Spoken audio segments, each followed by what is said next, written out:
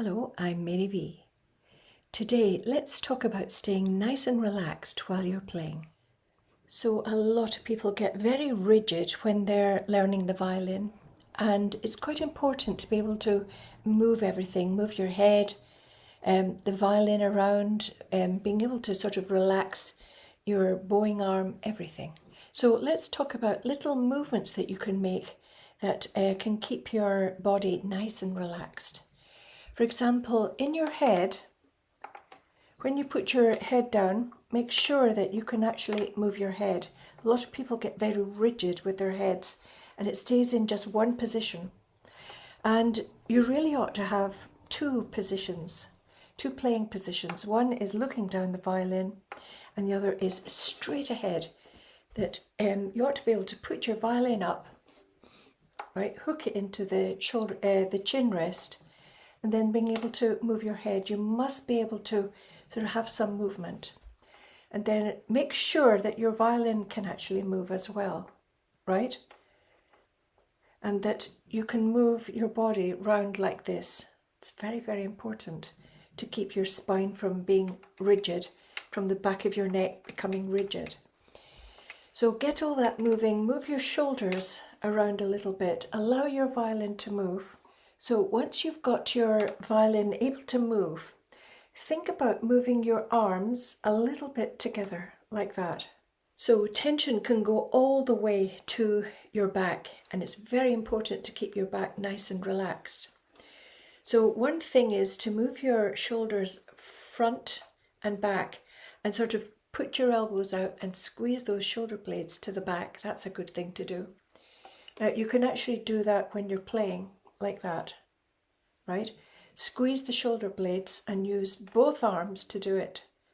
That's a marvelous thing to be able to keep the back nice and relaxed and loose.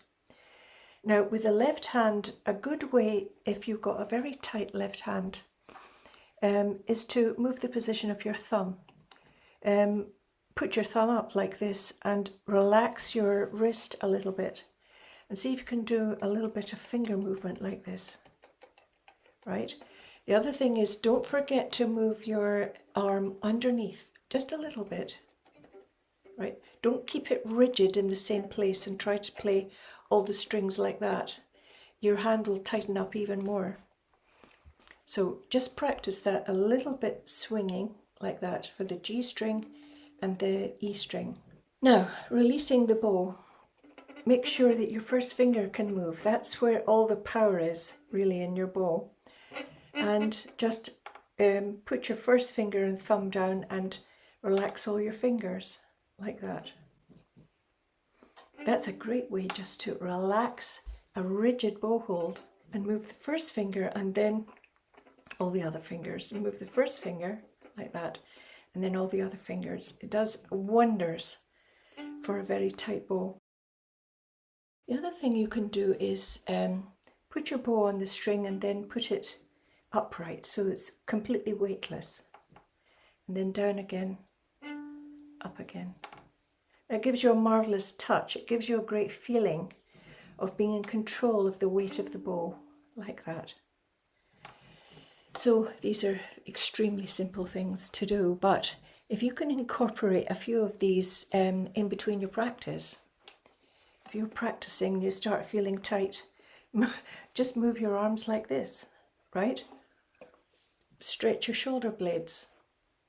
Make sure that your head is able to move. Make sure the violin can move. And most of all, make sure that your left hand is in a different position, just for a while, right? Put your thumb in a different position. I normally have my thumb quite low because I've got short fingers. But sometimes I lift it up and play like that, just to give my hand a different feeling. And then when I go back, it's much looser. Playing is all about movement, actually. You've got to move your fingers, you've got to move your wrist and your thumb and your whole hand. And of course, the bow moves all the time. And if it's really, really rigid, it means that you're using all the muscles at the back. All these large ones at the back, the bicep. You're starting to use your shoulder. You're sort of even involving your back. And these aren't the right muscles to use. It's really to relax all of these larger muscles and to use what we have at the front, like this, right? So that the tendons stay very, very loose and we don't use muscles to play the violin. We just use small little movements. All the touch and the feel is right at the front, and we want to just relax everything else, including our head and our shoulder, so that we can put all the touch that we have into the front. So it's nice and relaxed and we can move it nice and fast and we can concentrate on accuracy. So see if you can incorporate some little movements. That's all you need, right? I've really done everything there, right? I've relaxed my shoulders, my shoulder blades. I've relaxed everything and I brought everything to the front, right? In a nice relaxed way.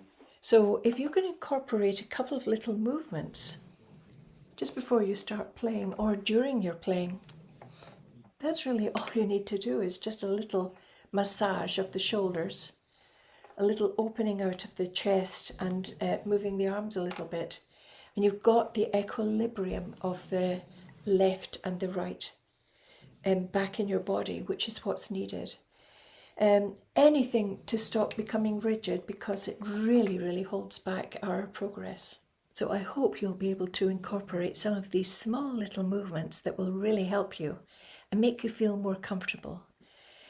Because being comfortable when you play the violin is very, very good.